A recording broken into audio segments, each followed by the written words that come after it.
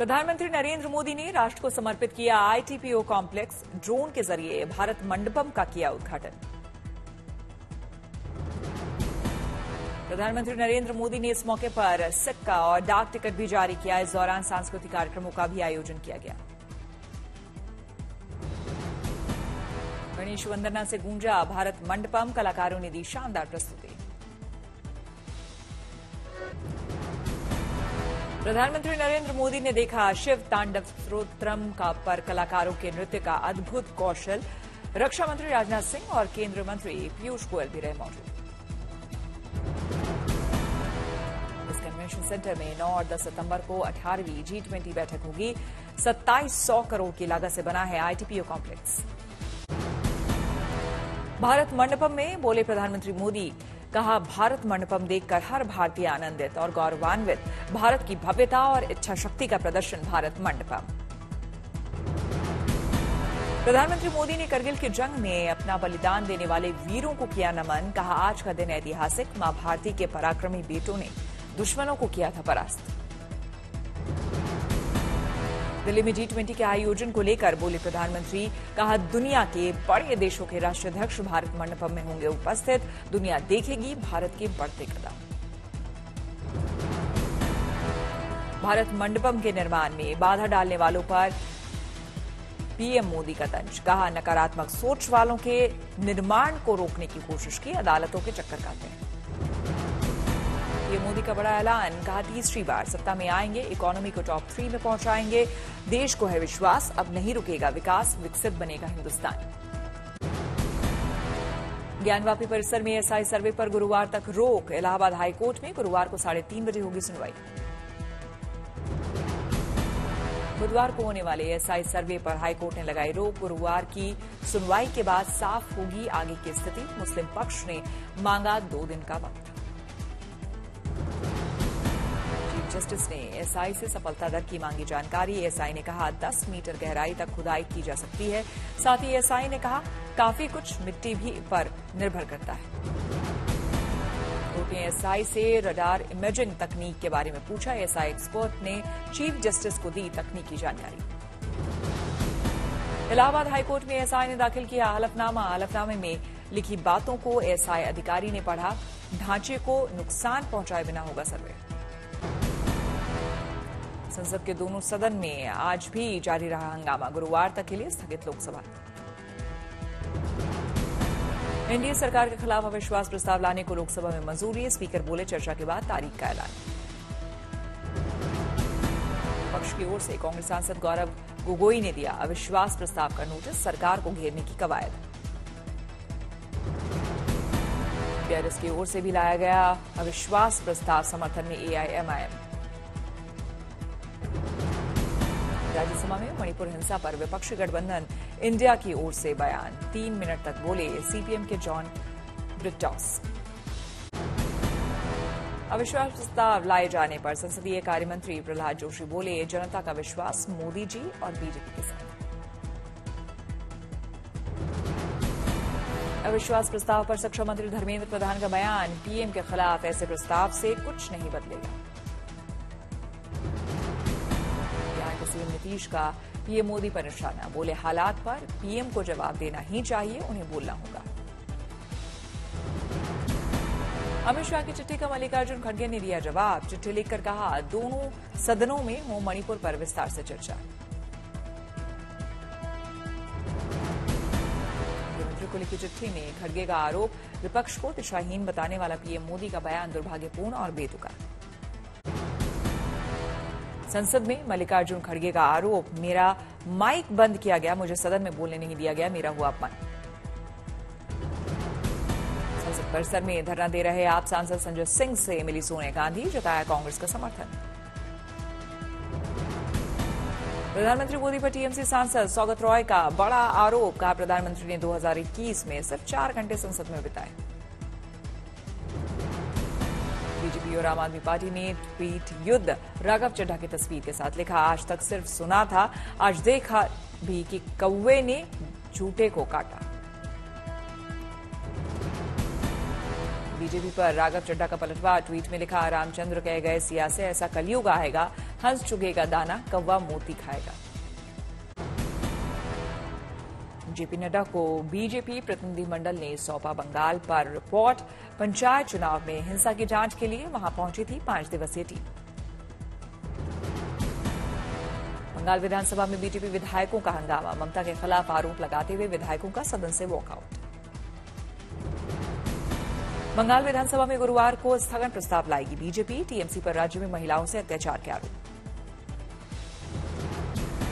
TMC सांसद Derek O'Brien का PM Modi पर हमला। कहा, संसद चलते 5 दिन बीत गए लेकिन प्रधानमंत्री का कोई पता नहीं। विपक्षी गठबंधन इंडिया पर गोवा के सीएम प्रमोद सावंत का वार। बोले, उनकी पुरानी नीतियां उनके नए नाम के मुताबिक नहीं। विपक्षी गठबंधन इंडिया में शामिल सभी दलों की गुरुवार की सुबह 10 बजे मीटिंग। विरोध दिखाने के लिए काले कपड़ों में आएंगे सभी सांसद। मणिपुर में ब्रॉडबैंड इंटरनेट सेवा की आंशिक बहाली। मोबाइल डेटा सेवा अभी भी बंद। कोलकाता में टीएमसी महिला कार्यकर्ताओं का मणिपुर हिंसा के खिलाफ प्रदर्शन। गारियाहाट से गोल पार्क तक मार्च। मणिपुर कांड को लेकर भरतपुर में कांग्रेस ने पैदल मार्च निकालकर किया विरोध प्रदर्शन। बीरेन सिंह सरकार को बर्खास्त करने की मांग। मणिपुर मामले पर बीजेपी ने कांग्रेस को घेरा। अजमेर के विधायक वासुदेव देवनानी का आरोप। राजस्थान में महिलाओं पर अत्याचार को लेकर चुप है गहलोत सरकार। गृहमंत्री अमित शाह 31 जुलाई को लोकसभा में पेश करेंगे दिल्ली का ट्रांसफर पोस्टिंग ऑर्डिनेंस बिल। हंगामे के पूरे आसार। आप सांसद सुशील गुप्ता ने वित्त मंत्री निर्मला सीतारमण को लिखा पत्र। आयकर रिटर्न दाखिल करने की तारीख को 2 महीने तक बढ़ाने की मांग। कई राज्यों में बाढ़ का दिया हवाला। नीतीश कुमार पर बरसे केंद्रीय मंत्री गिरिराज सिंह। ट्वीट में लिखा, बिहार में हिंदू शव यात्रा नहीं निकाल पा रहे। कोई याद दिलाए कि बैसाखी के सहारे ही सही, लेकिन वो बिहार के सीएम हैं। नीतीश कुमार ने पलटा आरजेडी कोटे के मंत्री आलोक मेहता का फैसला। राजस्व और भूमि सुधार विभाग में 480 अधिकारियों कर्मचारियों का ट्रांसफर रद्द। 27 और 28 जुलाई को राजस्थान और गुजरात के दौरे पर रहेंगे पीएम मोदी। राजकोट में अंतर्राष्ट्रीय एयरपोर्ट का करेंगे उद्घाटन। देश को सौंपेंगे 1 लाख पीएम किसान समृद्ध केंद्र।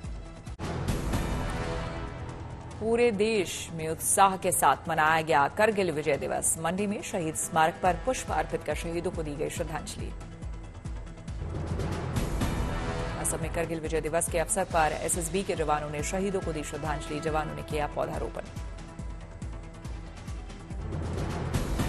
जमशेदपुर में करगिल विजय दिवस के मौके पर निकाली गई सैनिक सम्मान यात्रा। पूर्व सैनिकों एवं करगिल युद्ध के जाबाज सैनिकों को किया गया सम्मानित। वाराणसी में करगिल विजय दिवस पर तिरंगा संग जवानों की उतारी गई आरती। गंगा तट पर जवानों को किया गया सम्मानित। बरसाए गए फूल।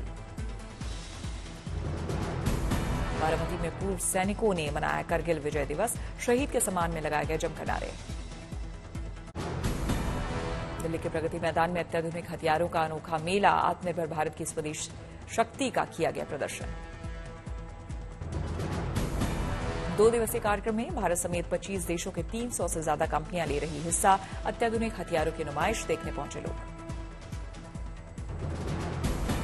जंगी फसाद से निपटने में इस्तेमाल होने वाले हथियारों की लगी प्रदर्शनी। ITBP, CRPF, SSB, CISF, NSG हथियारों को भविष्य में करेंगी इस्तेमाल। प्रदर्शनी में पब्लिक के लिए भी 10 राउंड सेफ्टी पिस्टल की नुमाइश। पिस्टल को खास तरह से किया गया है डिजाइन। बच्चा नहीं कर सकेगा फायरिंग। रक्षा के क्षेत्र में भारत की और बढ़ेगी ताकत। अब भारत में बनेगा अपना S-400 एयर डिफेंस सिस्टम। रक्षा सूत्रों के अनुसार 20,000 करोड़ रुपए की लागत वाली इस परियोजना पर काम चल रहा है। रायबरेली एम्स में केंद्रीय स्वास्थ्य मंत्री मनसुख मांडविया ने आपातकालीन NICU, PICU and MRU lab किया उद्घाटन। एम्स परिसर का भी किया निरीक्षण। दिल्ली के मौसम भवन पहुंचे केंद्रीय मंत्री किरण रिजिजू। मौसम के बारे में अधिकारियों से ली जानकारी। मथुरा में यूपी के सीएम योगी आदित्यनाथ ने बांके बिहारी मंदिर में की पूजा अर्चना। भगवान के लिए आशीर्वाद।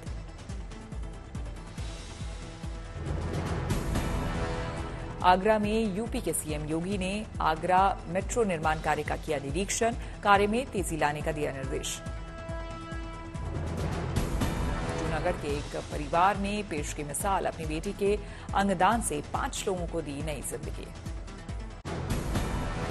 भुवनेश्वर में यूनाइटेड किंगडम के पूर्व प्रधानमंत्री टोनी ब्लेयर ने ओडिशा के सीएम नवीन पटनायक से की मुलाकात, कई मुद्दों पर हुई चर्चा।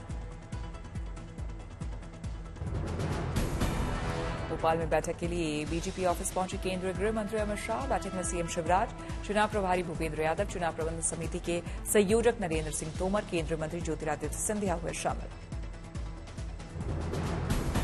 केंद्रीय मंत्री धर्मेंद्र प्रधान ने ब्रिटेन के पूर्व उप प्रधानमंत्री सर निक क्लेग से की मुलाकात, मेटा को मजबूत करने के लिए किया आमंत्रित। पटना में जेडीयू कार्यालय में जनता दरबार का आयोजन, बिहार सरकार में मंत्रियों ने लोगों की सुनी समस्या। पूर्व क्रिकेटर महेंद्र सिंह धोनी फिल्मों में काम करने को तैयार। चेन्नई में धोनी की पत्नी साक्षी ने किया खुलासा, बोली एक्शन फिल्में उनका पसंदीदा जोनर।